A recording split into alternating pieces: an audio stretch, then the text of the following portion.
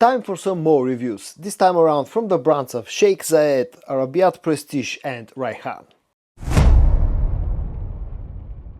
Hey guys, I'm George, the nice medic gentleman, and it's time for your dose of some fragrance content. It's also time for some more fragrance reviews. This time around, as I said, I'm going to review scents from the brands of Shaikh Saeed, Arabiat Prestige and Rayhaan. And in the case of Arabiat Prestige and Rayhaan, they're pretty well-known brands at this point in time. Shaikh Saeed is a relative unknown for me, and it was an unknown brand for me until I tried this scent. It's my very first experience with this brand, so I'm going to start with this one because I also like the original scent that this has been inspired by. As you can probably guess, all three fragrances featured in today's video can be called clones or inspirations. Now, Shaikh Saeed, as far as I know, at least in the name of the brand, it carries the year of 1954, I think. So probably this is a brand that's been around for a while, but it's pretty unknown in the Western world. And this is my very first experience with this brand. The fragrance itself is called Sapphir, and it comes quite nicely packaged. A very quick look. This is the outside of the box, black box with golden accents. The important stuff here is that the bottle size is 100 milliliters and the concentration is EDP. The production date of this one is July of 2025. You open up the box like this. It's a nice presentation with sort of a soft velvety finish inside, and you're also getting a pen. The funny thing about this pen is that it's not also looks like a nice pen, but it also has a built-in LED light. For some reason they decided to go with this. It's an interesting touch. Whether it's appropriate or not, I'll leave up to you to decide. When it comes to the bottle, this is the way that the bottle looks. It has this sort of like a memo bottle look, at least in my opinion. It's quite a heavy bottle, and it has a pretty nice sprayer. The cap is somewhat of a loose fit, but enough about the packaging and the presentation. Let's talk about the scent. This is a fragrance that I actually have been enjoying quite a lot, but simply because it has good quality and it's inspired by an original scent that I've always had a soft spot for. The original one comes from the brand of Jean-Paul Gaultier, and it's called Le Mot Le Parfum. It was a great release a few years ago, and it's a very underrated scent from Jean-Paul Gaultier in my opinion, because both Ultra Mot and now Le Mot Elixir Absolute seem to be more popular with people, but I think that's a real shame because the original one is a very nice gem. Basically, it takes the original scent profile of the Le Mot line, but adds a bit more vanillic sweetness, adds a bit more spiciness, and adds some powdery iris on top of that scent profile. And you know, I'm a sucker for the note of iris.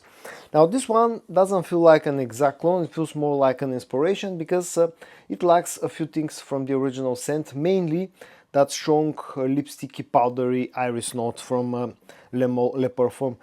Maybe there's a hint of that iris note in here, but it's not as strong and it's not as powdery as the one found in Le Mot Le Parfum. This one concentrates more on that spiciness, that cardamom spiciness of the original scent. This one may even have a bit of a pepperness to it as well.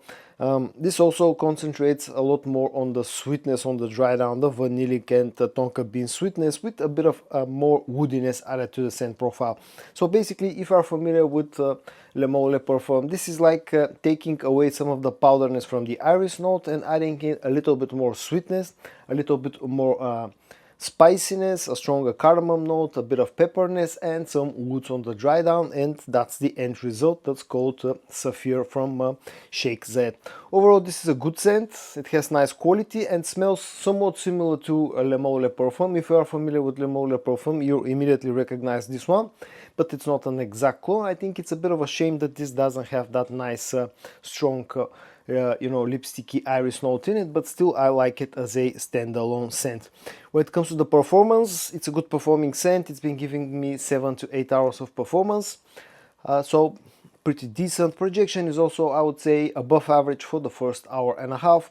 Price wise, probably depends on where you live in the world. I think around here this costs somewhere around about 30 euros. I personally didn't pay anything for this bottle. This was a gift from the owner of the online store DubaiCollection.eu, Sami, who is a friend of mine, and he gave me that bottle for testing. So I didn't pay anything for this one.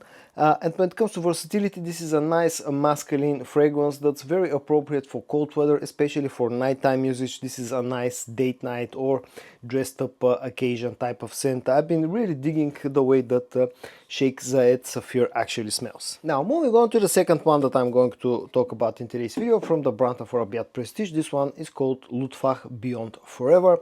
I recently talked about this fragrance in a list video, but yeah, let's quickly go over the packaging and the presentation. This is the way that the box looks, dark, sort of an oily green color with some slightly sort of on white accents. On the front you got the name of the fragrance. On the side there's the bottle size, which is 80 milliliters, something common for the Lutfah line. EDP concentration. On the back some additional stuff, plus a production date which is July of 2025. And then this is the way that the bottle looks. Again, exactly the same bottle design as other fragrances from the Lutfah line. This one though coming in this dark green color. And of course we're getting the great pressurized sprayer, something that I've always loved in Arabiat Prestige fragrances. Now, this one is supposedly inspired by an original scent from Giza, which is called Akoya, I think. I've never tried it, but given the fact that that original scent from Giza shares a pretty similar color scheme on its bottle, and from what I've read about this, the scent of the original fragrance from Giza, and now knowing how Beyond and Forever from Arabiat Prestige smells, I can probably guess that this is right, that this has been the inspiration. This is an interesting scent that also reminds me a little bit of stuff like, let's say, Wood Maracuja from Maison Crivelli, but this is a more airy, more floral, less leathery take on that scent, more fruity as well, a more feminine take overall.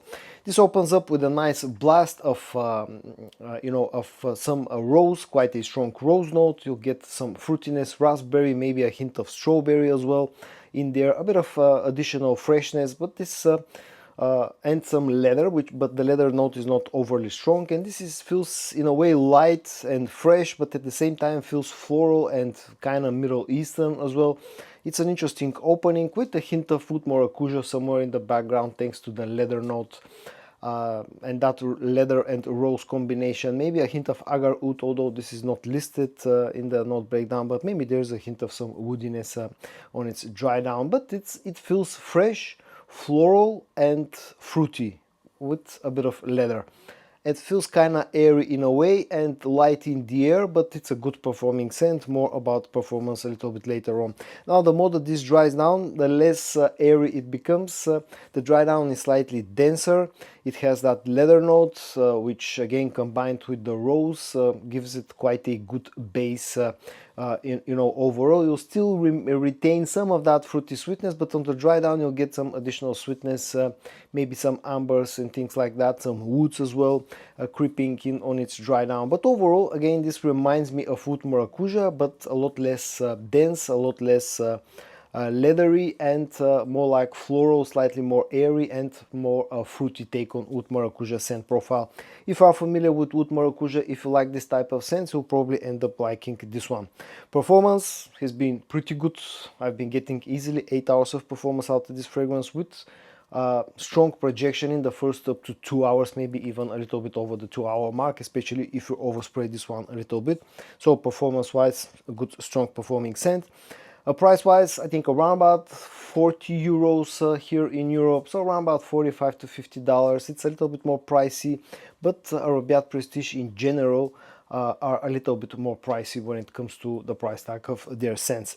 Versatility wise, I would say this reminds me of Wood Maracuja, and it's like a more feminine take of Wood Maracuja, a fresher, a more warm weather appropriate take on Wood Maracuja. So I find this one to be an unisex fragrance that maybe leans a little bit to the feminine side, but it's something that you can daily drive throughout the year, so it's quite versatile. And the last scent that I'm going to talk about in today's video, of course, Rayhaan. It comes from the brand of Rayhaan, and this one is called Nocturno. Now, I've featured this fragrance already in a few of my list videos, but I've never really done a full review on this one, so let's get it out of the way in today's video.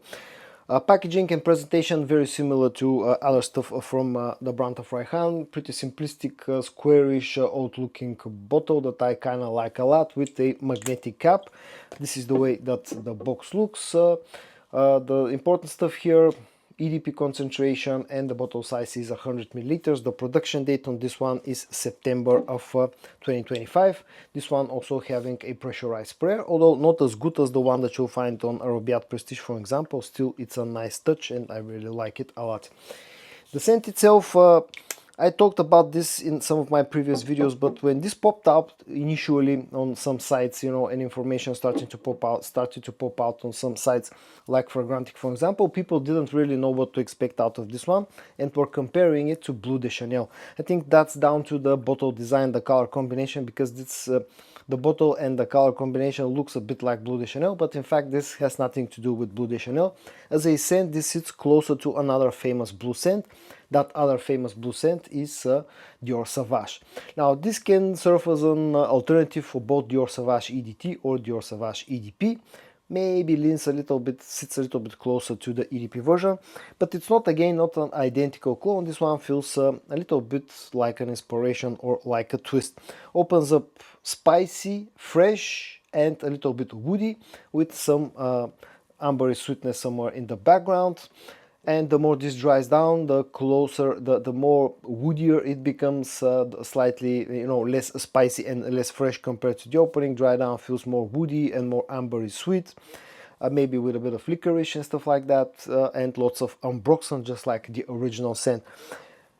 If you're familiar with Dior Sauvage, you'll immediately recognize this one. But this feels, in a way, a little bit more aromatic than Dior Sauvage itself. A little bit, maybe slightly less spicy, a little bit sweeter.